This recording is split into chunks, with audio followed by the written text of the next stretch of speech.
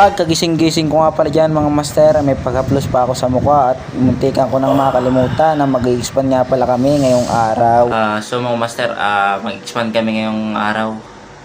Agap ko nagising 4:40. Ito yung mga master, pakita ko sa inyo paano kami nag-expand.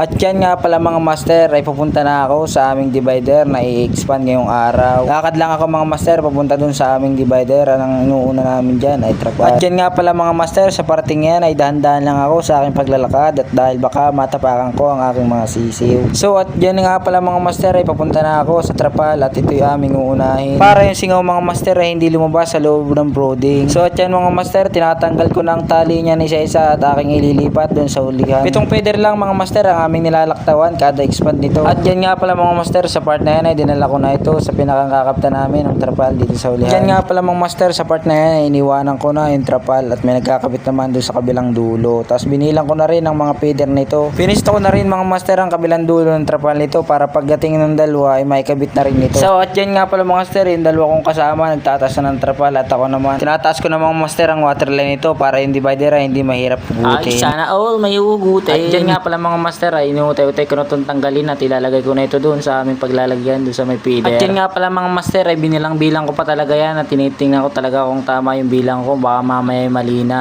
At sa wakas mga master, hindi naman ako nagkamali. So ipasok na natin mga master yung divider sa feeder line para may tanda yung dalawa sa pagkakabda ng trapal. At pagkatapos ko nga pala mga master isuot yung divider ay aking pinagbababa ng water line at saka yung feeder para yung mga sisiw ay makainom din. At hindi ko na mga master na video yung pagkatanggal ng ibang divider at pagkakabit. At pagkatapos nga pala mga master namin pagkakabit ng divider at tinatahinan ng aking kasamahan sa building yung mga butas para yung sisiw ay hindi makalabas sa brooding. At hindi nga pala mga master alam ng aking kasama na binibidyohan ko na pala siya kaya napatawa na lang. At yun yung isa mga master ay busy na rin doon sa kanyang ginagawa doon sa pagkatahi. Binahi!